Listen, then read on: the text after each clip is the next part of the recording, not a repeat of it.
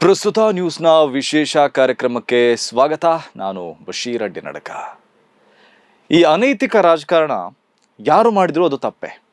ಅದು BJP ಮೋದಿ ಅಮಿತ್ ಶಾ ಮಾಡಿದ್ರಷ್ಟೇ ತಪ್ಪು. ಕಾಂಗ್ರೆಸ್ ಮತ್ತು DK ಶಿವಕುಮಾರ್ ಮಾಡಿದರೆ ಸರಿಯಾಗೋದಿಲ್ಲ. BJP ಮಾಡಿದ್ರು ತಪ್ಪೆ, ಕಾಂಗ್ರೆಸ್ ಮಾಡಿದ್ರು ತಪ್ಪೆ, ಮೋದಿ ಮಾಡಿದ್ರು ತಪ್ಪೆ, DKಶಿ ಮಾಡಿದ್ರು ತಪ್ಪೆ. BJP ಮಾಡಿದರೆ ಪಾಪ, ಕಾಂಗ್ರೆಸ್ ಮಾಡಿದರೆ ಪುಣ್ಯ ಆಗೋದಿಲ್ಲ. ಅನೈತಿಕ ರಾಜಕಾರಣವನ್ನ ನಾವು ಅನೈತಿಕ ರಾಜಕಾರಣ ಅಂತ ವಿರೋಧಿಸಬೇಕೇ ಹೊರತು ಅದನ್ನ ರಾಜಕೀಯ ಚಾಣಕ್ಷತನ ಅಂತ ಬೆಂಬಲಿಸುವುದು ಖಂಡಿತವಾಗ್ಲೂ ಸರಿಯಲ್ಲ. ರಾಜಕೀಯ ಕಳ್ಳಾಟವನ್ನ ನಾವು ಮಾಸ್ಟರ್ ಸ್ಟ್ರೋಕ್ ಚಮ್ಮಕ್ಕಂತೆಲ್ಲ ಬಣ್ಣಿಸುವುದು ಸರಿಯಲ್ಲ. BJP ಮಾಡಿದನ್ನೇ DKಶಿ ಮಾಡಿದ್ರು ಅಂತ ಸಮರ್ಥಿಸುವುದು ತಪ್ಪಾಗತ್ತೆ. ಒಬ್ರು ತಪ್ಪು ಮಾಡಿದ್ದಕ್ಕೆ ಮತ್ತೊಬ್ರು ತಪ್ಪು ಮಾಡೋದು ಪರ್ಯಾಯ ಆಗೋದಿಲ್ಲ. ಎರಡು ಕೂಡ ತಪ್ಪೆ. ಆಪರೇಷನ್ ಕಮಲ ಕೆಟ್ಟದ್ದು ಅಂದಮೇಲೆ ಆಪರೇಷನ್ ಹಸ್ತ ಕೂಡ ಕೆಟ್ಟದ್ದೇ. ಈ ಕ್ಲಾರಿಟಿ ನಮ್ಮಲ್ಲಿ ಇರಬೇಕು. ಇಲ್ಲಾಂದ್ರೆ ಇಂತಹ ಅನೈತಿಕ ರಾಜಕಾರಣಕ್ಕೆ, ಅನೀತಿಯ ರಾಜಕೀಯಕ್ಕೆ ನಾವೆಲ್ಲ ಒಪ್ಪಿಗೆ ಕೊಟ್ಟಂತಾಗತ್ತೆ. ಈಗ ವಿಷಯಕ್ಕೆ ಬರೋಣ. ಕರ್ನಾಟಕ ವಿಧಾನಸಭೆಯಿಂದ ವಿಧಾನ ಪರಿಷತ್ನ 7 ಸ್ಥಾನಗಳಿಗೆ ನಿನ್ನೆ ನಡೆದ ಚುನಾವಣೆಯಲ್ಲಿ ಅಡ್ಡ ಮತದಾನ ಆಗಿದೆ. ಕಾಂಗ್ರೆಸ್ಸಿನ 5ನೇ ಅಭ್ಯರ್ಥಿಗೆ BJP ಮತ್ತು JDS ಕಡೆಯಿಂದ 11 ವೋಟುಗಳು ಬಂದಿದೆ. ಕಾಂಗ್ರೆಸ್ಸಿನ 5ನೇ ಅಭ್ಯರ್ಥಿ ಎಲ್ಲರಿಗಿಂತ ಹೆಚ್ಚಿನ ಮತಗಳನ್ನು ಪಡೆದು ಗೆದ್ದಿದ್ದಾರೆ. ಕಾಂಗ್ರೆಸ್ಸಿನ 5ನೇ ಅಭ್ಯರ್ಥಿ ಗೆದ್ದಿರೋದು BJP ಮತ್ತು JDS ಶಾಸಕರ ಮತಗಳಿಂದ. CM DKಶಿ BJP ಮತ್ತು JDSನ 11 ಶಾಸಕರ ಮತಗಳನ್ನು ಸೆಳೆದಿದ್ದಾರೆ. ಕಾಂಗ್ರೆಸ್ಸಿನ 5ನೇ ಅಭ್ಯರ್ಥಿ DKಶಿ ಅವರ ಆಪ್ತ ಆಗಿರೋದ್ರಿಂದ ಅವರೇ ಈ ಆಪರೇಷನ್ ಮಾಡಿದ್ದಾರೆ ಅನ್ನೋದರಲ್ಲಿ ಡೌಟ್ ಇಲ್ಲ. ಇಲ್ಲಿ ಕಾಂಗ್ರೆಸ್ ಪಕ್ಷ ವಿಪಕ್ಷಗಳ ಶಾಸಕರ ಮತಗಳನ್ನು ಸೆಳೆದಿದೆ ಅನ್ನೋದಕ್ಕಿಂತ CM DKಶಿ ಅವರ ವಿಶೇಷ ಆಸಕ್ತಿಯ ಕಾರಣಕ್ಕೆ ವಿಪಕ್ಷದ ಶಾಸಕರು ಅವರ ಮತಗಳು ಕಾಂಗ್ರೆಸ್ಸಿನ 5ನೇ ಅಭ್ಯರ್ಥಿಗೆ ಬಿದ್ದಿದೆ. ಇಲ್ಲಿ DKಶಿ ತನ್ನ ಹಠ ಸಾಧಿಸಿದ್ದಾರೆ, ವಿಪಕ್ಷಗಳನ್ನ ಒಡೆದಿದ್ದಾರೆ. ತನ್ನ ರಾಜಕೀಯವಾದ ಶಕ್ತಿ ಸಾಮರ್ಥ್ಯವನ್ನ ಇಲ್ಲಿ ಅವರು ಪ್ರದರ್ಶನ ಮಾಡಿದ್ದಾರೆ. ಆ ಮೂಲಕ ಒಂದೇ ಏಟಿಗೆ ತನ್ನ ರಾಜಕೀಯ ಎಂತಹದ್ದು ಅನ್ನೋದನ್ನ ಅವರು ಎಲ್ರಿಗೂ ತೋರಿಸ್ಕೊಟ್ಟಿದ್ದಾರೆ. ಮೋದಿ ರಾಹುಲ್ ಗಾಂಧಿಗೂ ತೋರಿಸ್ಕೊಟ್ಟಿದ್ದಾರೆ. ಕುಮಾರಸ್ವಾಮಿ ವಿಜಯೇಂದ್ರಗೂ ತನ್ನ ರಾಜಕೀಯ ಚಾಣಕ್ಷತನವನ್ನು ತೋರಿಸ್ಕೊಟ್ಟಿದ್ದಾರೆ. ಹಾಗೆ 12 ವರ್ಷಗಳಲ್ಲಿ ನಾನು ಏನೇನು ಮಾಡಬಹುದು, 28ರ ಎಲೆಕ್ಷನ್ಗೆ ಏನೇನು ಆಟ ಆಡ್ಬೋದು ಅನ್ನೋದರ ಒಂದು ಝಲಕ್ಕನ್ನು ಇಲ್ಲಿ ತೋರಿಸಿದ್ದಾರೆ. ಆದರೆ ಇದು ನೈತಿಕ ರಾಜಕಾರಣವ ಅಥವಾ ಅನೈತಿಕ ರಾಜಕಾರಣವ ಅನ್ನೋದು ನಮ್ಮ ಪ್ರಶ್ನೆ. ಇದು ಅನೈತಿಕ ರಾಜಕಾರಣ ಅಲ್ಲ ಅಂತ ಕಾಂಗ್ರೆಸ್ ಮತ್ತು DK ಶಿವಕುಮಾರ್ ಹೇಳೋದಾದ್ರೆ, ನಾವು ಮಾಡ್ತಿರೋದು ಕೂಡ ಅನೈತಿಕ ಅಲ್ಲ ಅಂತ ಮೋದಿ ಮತ್ತು ಅಮಿತ್ ಶಾ ಕೂಡ ಹೇಳ್ಬೋದು. ಅದನ್ನ ಕಾಂಗ್ರೆಸ್ಸಿನವರು ಒಪ್ಪಿಕೊಳ್ಬೇಕಾಗತ್ತೆ.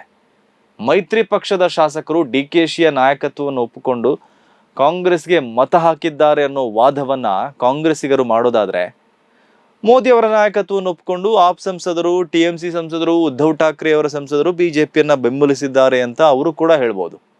ಆ ವಾದವನ್ನ ಕರ್ನಾಟಕದ ಕಾಂಗ್ರೆಸ್ ನಾಯಕರು ಒಪ್ತಾರಾ? DKಶಿ ಅವರು ಒಪ್ತಾರಾ? BK ಹರಿಪ್ರಸಾದ್ ಒಪ್ತಾರಾ? DKಶಿ ಅವರ ಈ ಆಪರೇಷನ್ ಹೇಗಾಗಿದೆ ಅಂದ್ರೆ, ದೇಶದಲ್ಲಿ BJPಯವರು ಮಾಡ್ತಿರುವ ಅನೈತಿಕ ರಾಜಕಾರಣಕ್ಕೆ, ಅವರ ರಾಜಕೀಯ ಕಳ್ಳಾಟಕ್ಕೆ ಇಲ್ಲಿ ಮಾನ್ಯತೆ ಕೊಟ್ಟಂತಾಗಿದೆ.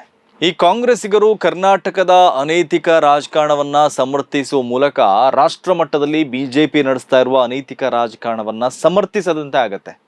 ದೇಶದಲ್ಲಿ BJP ಮಾಡುವ ಆಪರೇಷನ್ಗಳನ್ನ ಕರ್ನಾಟಕದಲ್ಲಿ ಕಾಂಗ್ರೆಸ್ ಮಾಡಿದೆ. ಹಾಗಾಗಿ ಇಬ್ಬರಿಗೂ ನೈತಿಕತೆಯ ಬಗ್ಗೆ ಮಾತನಾಡುವ ಯೋಗ್ಯತೆ ಇಲ್ಲ. ಇದು ಸಮಯ ಸಾಧಕ ರಾಜಕಾರಣ ಅಷ್ಟೇ. ಇವರು ಒಬ್ಬರ ಮುಖವನ್ನ ಮತ್ತೊಬ್ರು ಕನ್ನಡಿಯಲ್ಲಿ ನೋಡಿದಂತಾಗುತ್ತೆ.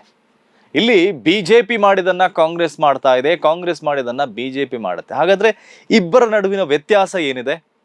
ಕೇವಲ ಧ್ವಜದ ಬಣ್ಣ ಮತ್ತು ರಾಜಕೀಯ ಘೋಷಣೆಗಳಲ್ಲಿ ಮಾತ್ರ ವ್ಯತ್ಯಾಸ ಇದೆಯೇ ಹೊರತು ನೈತಿಕ ರಾಜಕಾರಣದಲ್ಲಿ ಆ ವ್ಯತ್ಯಾಸ ಕಂಡು ಬರ್ತಾ ಇಲ್ಲ.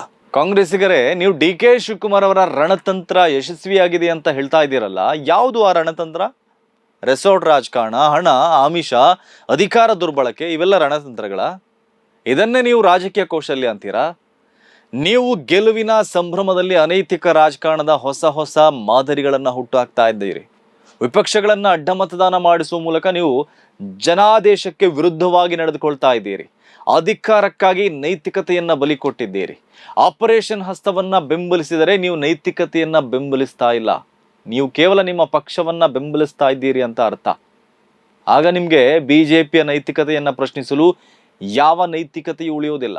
ಚಾಣಾಕ್ಷತನ ಅಂದರೆ ಚಾಣಾಕ್ಷತನ ಮತ್ತು ನೈತಿಕತೆ ನಡುವೆ ಒಂದು ಗೆರೆ ಇದೆ. ಎದುರಾಳಿ ಶಾಸಕರನ್ನ ಆಸೆ ಆಮಿಷ ತೋರಿಸಿ ಸೆಳೆಯೋದು ಕೌಶಲ್ಯ ಅಲ್ಲ, ಅದು ಪ್ರಜಾಪ್ರಭುತ್ವದ ಮೌಲ್ಯಗಳ ಮೇಲಿನ ದಾಳಿ ಆಗತ್ತೆ. ಇಂದು ಕಾಂಗ್ರೆಸ್ ಖುಷಿ ಪಡ್ಬೋದು, ನಾಳೆ BJP ಖುಷಿ ಪಡ್ಬೋದು, ಆದರೆ ಜನರು ಯಾರನ್ನ ನಂಬಬೇಕು? ಕರ್ನಾಟಕದ ವಿಧಾನ ಪರಿಷತ್ ಚುನಾವಣೆ ಎಷ್ಟೊಂದು ಮುಖಗಳನ್ನು ಅನಾವರಣ ಮಾಡಿತು ನೋಡಿ. ಅನೈತಿಕ ರಾಜಕಾರಣದ ಬಲಿಪಶು ಆಗಿರೋ ಪಕ್ಷವೇ ಇಲ್ಲಿ ಅನೈತಿಕ ರಾಜಕಾರಣ ಮಾಡಿತು. ಸಿದ್ಧಾಂತ, ದೇಶ, ಧರ್ಮದ ಹೆಸರಲ್ಲಿ ರಾಜಕೀಯ ಮಾಡುವವರು ಎಷ್ಟೊಂದು ಸ್ವಾರ್ಥಿಗಳು ಅನ್ನೋದು ಬಯಲಾಯಿತು. ಪಕ್ಷಗಳ ಹಿಪಾಕ್ರಸಿ ಹೊರಗೆ ಬಂತು. ಶಾಸಕರ ವಿಶ್ವಾಸದ್ರೋಹ ಅನಾವರಣವಾಯಿತು. ಇದು ಕೇವಲ ಪರಿಷತ್ ಚುನಾವಣೆಯ ಫಲಿತಾಂಶ ಅನ್ನೋದಕ್ಕಿಂತ ರಾಜಕೀಯ ನೈತಿಕತೆಯ ಸಾವು ಅಂತ ಹೇಳ್ಬೋದು. ಇನ್ನು ಧರ್ಮ, ದೇವರು, ಸಿದ್ಧಾಂತದ ಹೆಸರಲ್ಲಿ ರಾಜಕೀಯ ಮಾಡುವ BJP ಶಾಸಕರಲ್ಲಿ ಎಂತೆಂತಹ ದ್ರೋಹಿಗಳಿದ್ದಾರೆ ಅನ್ನೋದು ಈ ಚುನಾವಣೆಯಲ್ಲಿ ಬಟಾಬಯಲಾಯಿತು. ಇವರು ಪಕ್ಷ, ದೇಶ, ಧರ್ಮ ಅಂತ ಭಾಷಣ ಮಾಡ್ತಾರೆ, ಈಗ ಪಕ್ಷಕ್ಕೆ ದ್ರೋಹ ಮಾಡಿದ್ದಾರೆ. JDS ಕತೆ ಹೇಳೋದೇ ಬೇಡ. ಇನ್ನು 5 ವರ್ಷಗಳಲ್ಲಿ ಆ ಪಕ್ಷ ಅಸ್ತಿತ್ವದಲ್ಲಿ ಇರುತ್ತೋ ಇಲ್ವೋ ಅನ್ನೋ ಸಂಶಯ ಮೂಡ್ತಾ ಇದೆ. ಈ ಅಡ್ಡ ಮತದಾನ ಜನಪ್ರತಿನಿಧಿಗಳ ವಿಶ್ವಾಸ ದ್ರೋಹವನ್ನ ಬಯಲು ಮಾಡಿದೆ. ಅವರ ಅಧಿಕಾರ ದಾಹವನ್ನು ತೋರಿಸ್ಕೊಟ್ಟಿದೆ. ಅವರು ಆಮಿಷಗಳಿಗೆ ಬಲಿಯಾಗಿರೋದನ್ನ ತೋರಿಸ್ಕೊಟ್ಟಿದೆ. ಅದನ್ನ ರಾಜಕೀಯ ಅನ್ನೋದಕ್ಕಿಂತ ವ್ಯಾಪಾರ ಅಂತ ಹೇಳ್ಬೋದು. ಇದು ಜನರನ್ನ ಮೂರ್ಖರನ್ನಾಗಿಸುವ ಆಟ.